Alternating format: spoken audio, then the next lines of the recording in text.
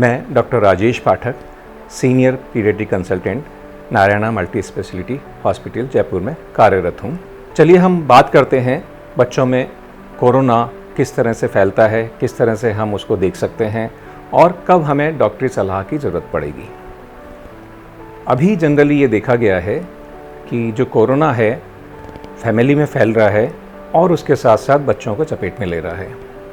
तो बच्चों में हम कैसे जानें कि इसको कोरोना के लक्षण हैं, कब हमें टेस्ट कराना है, कब हमें डॉक्टर की सलाह लेनी है और कब हमें इलाज दवाई के रूप में शुरू करना है और कब हमें हॉस्पिटल की तरफ जाना है। देखिए, कोरोना जैसा हम सभी जानते हैं एक रेस्पिरेटरी वायरस है जो कि इंसान से इंसान में फैल रहा है। अभी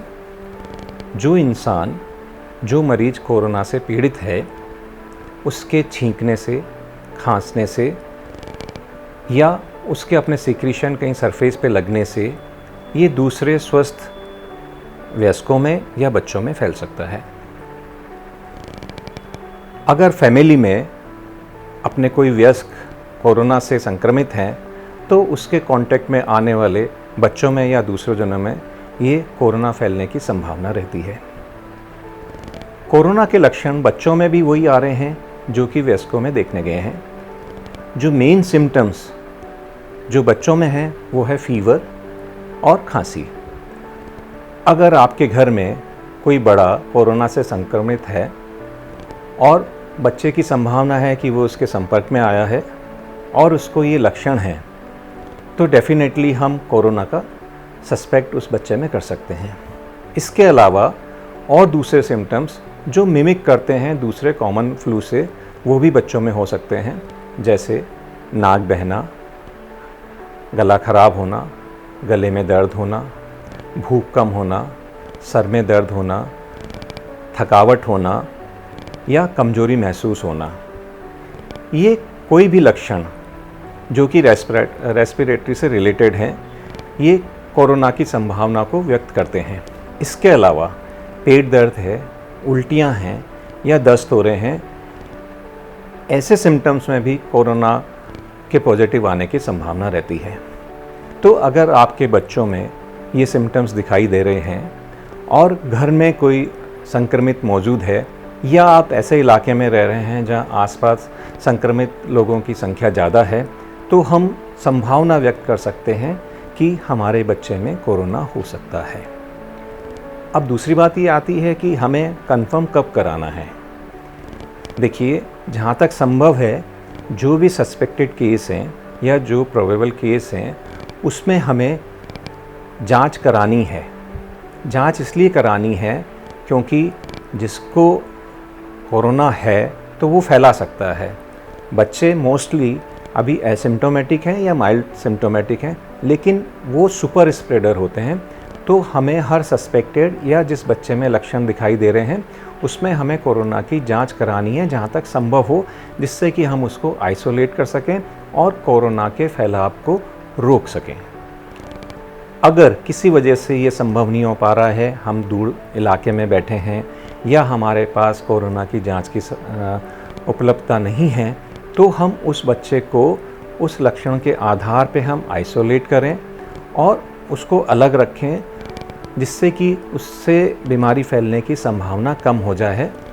अगर आपका बच्चा 2 साल से ऊपर है और वो मास्क लगाने में ट्रेंड है या आप उसको ट्रेन कर सकते हैं, तो आप उसको मास्क लगाने की सलाह दें। दूसरे बच्चों के या दूसरे और लोगों से संपर्क में आने से उसको रोकें और उसके सिम्टम्स पे ध्यान दें। जो बच्चे एसिम्टोमेटिक हैं, पॉजिटिव हैं या नेगेटिव हैं, या माइल्डली सिम्टोमेटिक हैं, पॉजिटिव हैं, तो उसमें बहुत ज़्यादा ट्रीटमेंट देने की ज़रूरत नहीं है। हाँ, हमें सिम्टोमेटिक ट्रीटमेंट देना है। जैसे अगर उसके बुखार है तो बुखार की दवाई डॉक्टर की सलाह से देनी है। उसको खांसी है या जुकाम है या वो परेशान हो रहा है इसकी वजह से, तो अपने डॉक्टर से आप फ़ोन पे बात करके उनसे सलाह लेके उचित दवाई दे सकते हैं। अपने आप या सेल्फ मेडिकेशन करने की ज़रूरत नहीं है। ऐसा नहीं है कि जो बड़े दवाई ले रहे हैं वही हम बच्चों में आधी डोज में या कम डोज में दे दें, ऐसा बिल्कुल नहीं करना है। जो एसिम्टोमेटिक हैं या माइल्ड सिम्टोमेटिक हैं पॉजिटिव बच्चों में दवाई की ज़्यादा ज़रूरत नहीं है। हाँ, लेकिन हमें ये देखना होगा कि हमारा बच्चा पॉजिटिव है और माइल्ड सिम्टोमेटिक है, हम घर में ऑब्ज़र्व कर रहे हैं, लेकिन क्या सिम्टम्स हम देखें कि जब हमें डॉक्टर के पास जाएं या हमें हॉस्पिटल में जाने की ज़रूरत पड़ सकती है। अगर आपके बच्चे का सैचुरेशन 94 या 95 से कम आ रहा है, आपके बच्चे को फीवर 100 से ऊपर बना रह रहा है 3-4 दिन बाद भी, आपके बच्चे की खांसी बढ़ गई है, आपके बच्चे की सांस गति तेज़ हो गई है या उसको सांस लेने में दिक्कत होने लगी है, आपके बच्चे के हाथ पैर ठंडे या हल्के नीले से पड़ने लगे हैं, उसको सांस लेने में दूसरी मसल्स की हेल्प लेनी पड़ रही है, जैसे उसके अगर नथुने फूलने लगे हैं या छाती में खड्डे पड़ने लगे हैं या वो सुस्त हो गया है, खाना पीना छोड़ दिया है, तो डेफिनेटली आपको अपने डॉक्टर की सलाह लेनी है। डॉक्टर ही असेस करेगा कि आपका बच्चा अब माइल्ड से मॉडरेट में आ गया है, उसको कुछ और ट्रीटमेंट की ज़रूरत पड़ने लगी है, तो वो आपको कुछ और सपोर्टिव मेडिसिन देगा। लेकिन मैं फिर आपसे रिक्वेस्ट कर रहा हूँ कि अपने आप से दूसरे मरीज़ को देख के या किसी बिना डॉक्टर की सलाह से अपने आप मेडिकेशन शुरू नहीं करें। इसमें आप अगर डॉक्टर से बात कर रहे हैं, आजकल टेलीमेडिसिन चल रही है, हर एक के पास डॉक्टर के नंबर होते हैं, हर एक डॉक्टर करीब सब जो है वीडियो कंसल्टेंसी पे अवेलेबल है, तो आप अच्छे से वीडियो बना के या डायरेक्ट वीडियो कॉल करके आप बच्चे की कंडीशन डॉक्टर को बताएं और उसके हिसाब से आप अपना ट्रीटमेंट लें। इसके अलावा मॉडरेट से जब सीवियर में जा रहे हैं बच्चा, तो आप ऑलरेडी डॉक्टर के संपर्क में हैं, आप डॉक्टर को रोज़ उसके पैरामीटर्स बताइए, डॉक्टर्स उसको देख के आपको उचित सलाह देगा कि अब आपके बच्चे को आगे जांच की ज़रूरत है, जिसमें ब्लड की जांचें होती हैं। उस जांच पे डिपेंड करता है कि आपको अब हॉस्पिटलाइज होना है और आगे का ट्रीटमेंट लेना है या घर पे ही कंटिन्यू करना है। ये तो हुई मेडिसिन की बात और डॉक्टर की बात।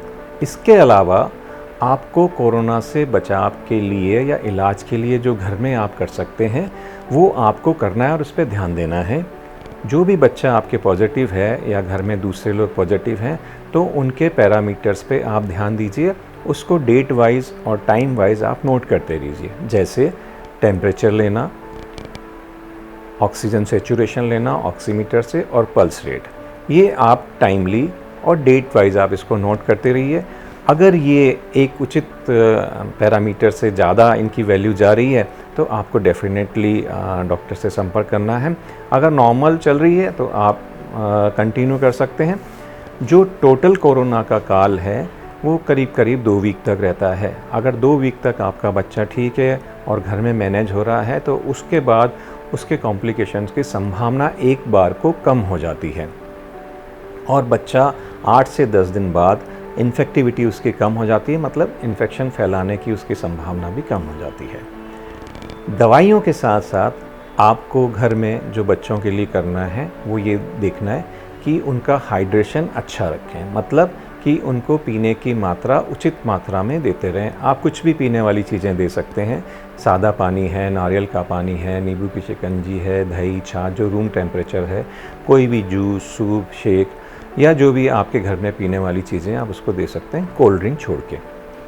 इसके अलावा अच्छा न्यूट्रिशियस डाइट दें, जो भी वो खाना चाहे, कोई भी परहेज़ नहीं है। ठंडी चीज़ों के अलावा फ्रिज से निकली हुई डायरेक्ट चीज़ें नहीं देनी है, स्पाइसी चीज़ें नहीं देनी है। इसके अलावा आप सब कुछ दे सकते हैं, सभी तरह के फल, फ्रूट, सब्जियां, रोटी, सब्जी या जो भी आपके घर में बन रहा है वो दे सकते हैं। तीसरी चीज़, बच्चों को एक हवादार जगह में रखें जिससे कि वो अच्छा सा महसूस करे। बच्चे का मन लगाने के लिए आप उसके साथ बैठ सकते हैं, दोनों मास्क लगा के रखें और आप उसके साथ टाइम स्पेंड करें, जिससे कि ना तो वो बोर हो, ना उसके मन में कोई नेगेटिविटी आए। इसके अलावा आपको जो कॉमन मेडिसिन्स हैं, जैसे बुखार की दवाई है, पेट दर्द की दवाई है, उल्टी की दवाई है, डॉक्टर की सलाह से अपने पास रखनी है और टाइम से वो देनी है। अगर इन सिम्टम्स में 3-4 दिन बाद ही परसिस्ट करते हैं, तो जैसा पहले बताया है कि आपको अपने डॉक्टर से सलाह लेनी है। ये तो हुई कॉमन कोरोना की बातें कि आपको क्या लक्षण दिखेंगे, कब आपको जांच करानी है और कब आपको अपने डॉक्टर की सलाह लेनी है, कब हॉस्पिटलाइज होना है। कुछ बच्चों में एक बार कोरोना निकल जाने के बाद कुछ सीवियर फॉर्म में ये कोरोना आ रहा है, जिसको हम कहते हैं MIS-C यानी multi system inflammatory syndrome in children. ये थोड़ा सा एक गंभीर रूप है कोरोना का, जिसमें भी लक्षण यही होते हैं कि अगर आपके बच्चे को बुखार परसिस्ट कर रहा है, उसके शरीर पे दाने आ गए हैं, खांसी चलने लगी है, मुंह में छाले हो गए हैं, या कहीं से उसको कमज़ोरी बहुत ज़्यादा महसूस हो रही है, भूख कम हो गई है, सांस गति बढ़ गई है, तो डेफ़िनेटली इसमें आपको डॉक्टर की सलाह लेनी है। ऐसे केसेस में हमें बच्चे को हॉस्पिटलाइज़ करना पड़ता है और एग्रेसिव ट्रीटमेंट और स्पेसिफिक ट्रीटमेंट की ज़रूरत पड़ती है। तो अंत में मेरा आप सभी लोगों से निवेदन है कि आप सजग रहें, सतर्क रहें और अपनी कंडीशन पे नज़र रखें। अननेसेसरी पैनिक होने की ज़रूरत नहीं है। जहाँ भी आपको लग रहा है, संभावना है कि मेरे बच्चे को कोरोना हो सकता है, तो संभव है तो जांच कराइए। जांच करा के पैरामीटर्स पे नज़र रखिए, टाइम पे डॉक्टर की सलाह लेते रहिए। अगर किसी वजह से जांच नहीं करा पा रहे हैं तो आइसोलेट करिए, और जैसा मैंने बताया है खाने पीने का ध्यान रखिए, सिम्टम्स पे ध्यान रखिए और पैरामीटर्स पे ध्यान रखिए। और डॉक्टर्स आपके लिए हमेशा अवेलेबल हैं। अपने एक डॉक्टर्स का नंबर रखिए, उनसे बात करिए, लेकिन अननेसेसरी उनको परेशान भी नहीं करिए। तो नारायणा की तरफ से मैं आप सबको एक अच्छे स्वास्थ्य की कामना करता हूं, और फिर से वही मैसेज एक बार देना चाहता हूं कि मास्क लगाए रखें, अपने हाथों को बार बार धोएं, सोशल डिस्टेंसिंग मेंटेन रखें, और जहां तक संभव हो घर में ही रहें, अननेसेसरी बाहर नहीं निकलें, लोगों से कम मिलें। इस तरह से हम कोरोना के फैलाव को रोक सकते हैं और अपनों को और अपने बच्चों को हम सुरक्षित कर सकते हैं। धन्यवाद।